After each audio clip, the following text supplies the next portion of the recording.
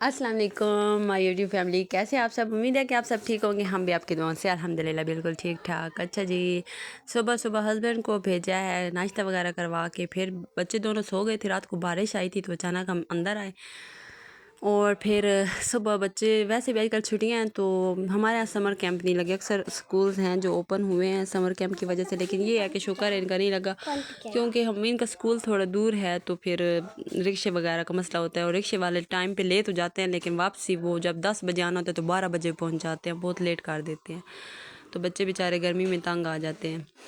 और उसके बाद जनाब मैंने रूम की सफाई वगैरह करने के बाद मैंने फिर नाश्ता तो पहले जाहिर सी बात है हस्बैंड के लिए बनाया था, ख़ुद भी खा लिया, बच्चों को भी करवा दिया, सारा काम वो तो हो गया था किचन का। तो फिर मैंने कमरे वगैरह की सफाई सारी कर दी। मैंने कहा चलो जो काम, बड़े दोनों सोए पड़े थे, छोटा तो मेरा सुबह जिस तरह उसके पापा जागते हैं या मैं उठती हूँ तो वो हमारे साथ ही उठ जाता है।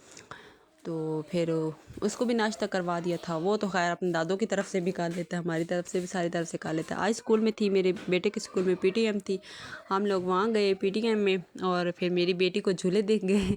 बेटी मेरी जो है ना वो पीजी जो है वो ट्यूशन में पढ़ रही है, बाकायदा स्कूल से नहीं कर रही क्योंकि स्कूल दूर है, रिक्शा का होता है मसला, रिक्शे वाला टाइम पे नहीं जाता।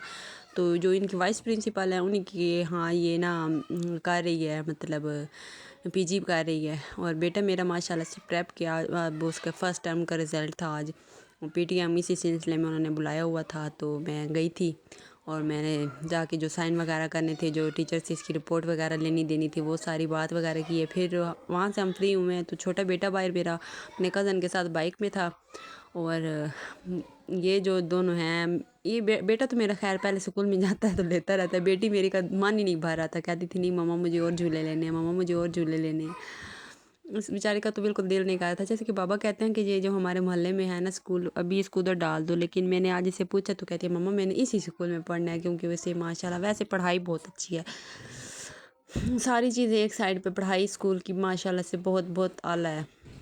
उसके बाद ये मेरे बेटे को साथ में गिफ्ट भी मिला था और स्कूल इसके घर आए हैं तो इसने ये ओपन किया है और फिर मैं इसकी थोड़ी हेल्प कर रही थी। कहता नहीं मम्मा मैं ख़ुद ओपन करूँगा, मेरी टीचर ने मुझे दिया है। माशाल्लाह से टीचर कह रही है एक्टिव है हर चीज़ में, माशाल्लाह माशाल्लाह। और बस जिस तरह मतलब होता है, कुछ उन्होंने बातें ली हैं कुछ दी हैं। और फिर इनकी वाइस प्रिंसिपल जो इनकी ट्यूशन मैम भी हैं उनसे मैंने बात की है, थोड़ी देर उनके पास खड़ी रही हूँ।